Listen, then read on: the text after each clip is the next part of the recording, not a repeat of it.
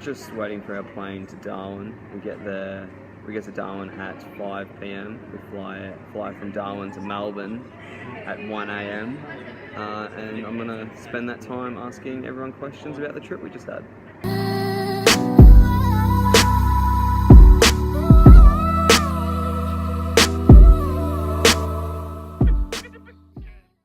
So Claire, we started the trip in a Timor museum. Why did we do that? Well, we believe that it's really important that people understand the history of East Timor. A lot of people go to East Timor and they say that the people are so happy, they're amazingly friendly and always smiling, but it is vital that we understand that Timor's had a really traumatic history. When Indonesia invaded in 1975, in the aftermath of that, Timor lost more than a third of its population through direct killing and starvation. We don't dwell on it, but it is important that we grasp where they've come from, which makes it even more amazing where they've got to now. What was your favourite part about the trip? The snorkeling.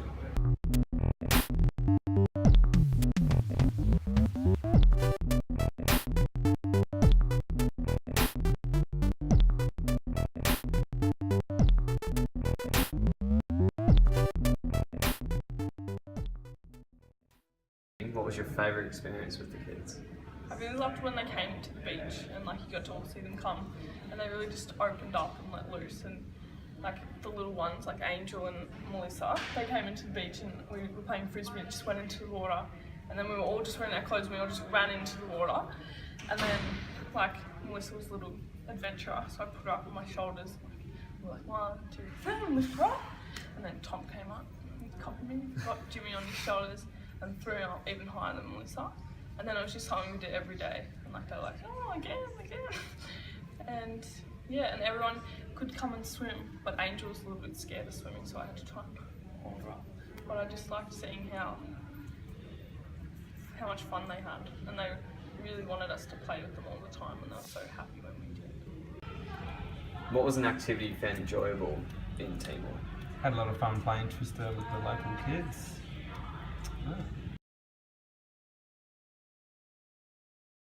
Can you tell us a little bit about the experience you had at the Dilly Soul Centre?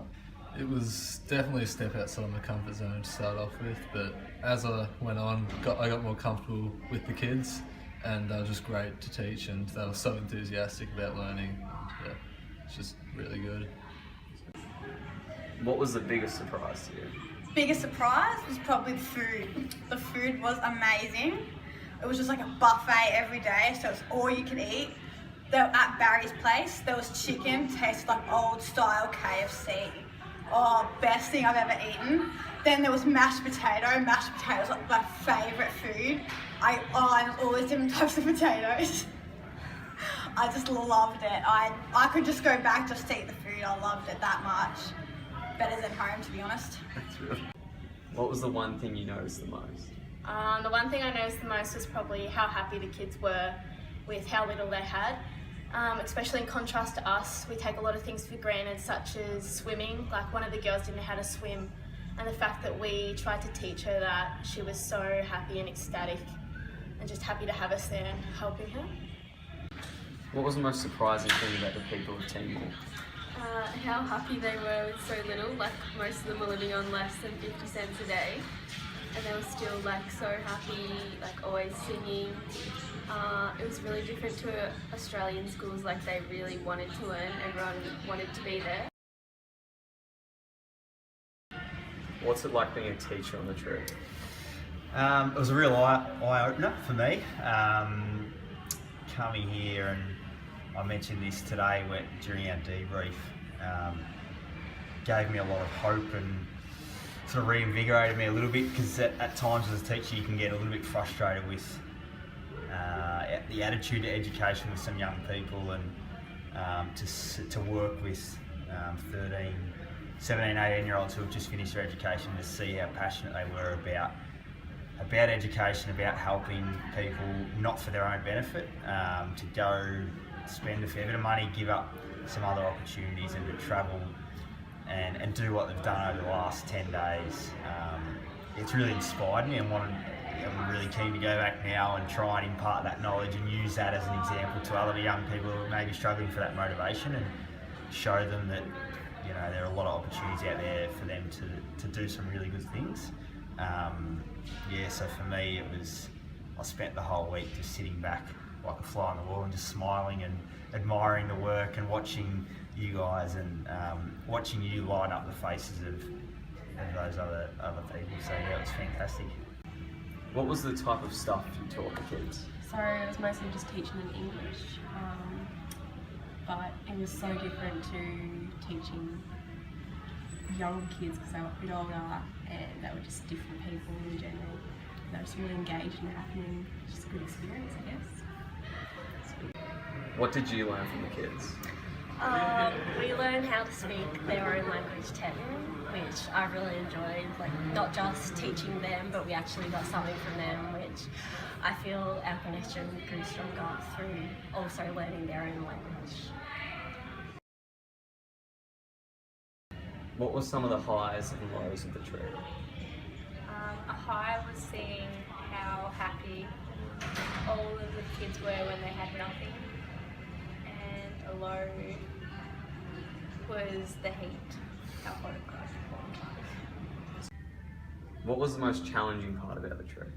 Probably when we had to leave, and it was just hard saying goodbye to all the kids because we made such strong relationships, and some of them we probably won't ever be able to see again or talk to, and that's just really hard to think about not being able to talk to them again. What did you think about the accommodation? At Barry's. It was actually really surprising coming into Timor and seeing all like the poverty and stuff, and where we stayed the first few nights compared to like where the locals were living. It was just really surprising to have like a little piece of paradise away from Dili, and then it was kind of just like our little safe oasis away from, well, not safe but comfortable. It was kind of homely, and to have it run by Barry, it was just like having someone there that was just familiar, even though we didn't know him. He just like opened up to us. It was amazing, like it's hard to explain because it's like so many places, but it's so like individual. Unique. Unique.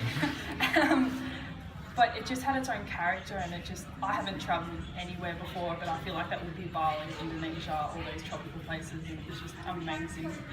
Like, it was clean, it was homely, even though it was completely different to anything that you live with, and it's just amazing.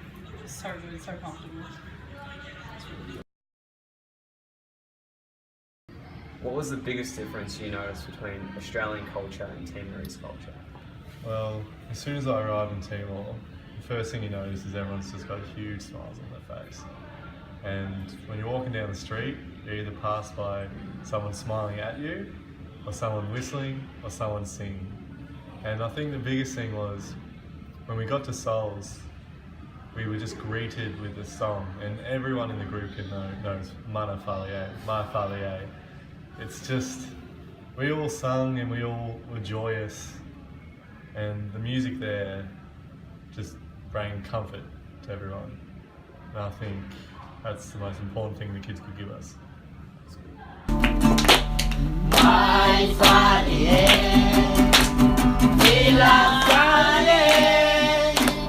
Mama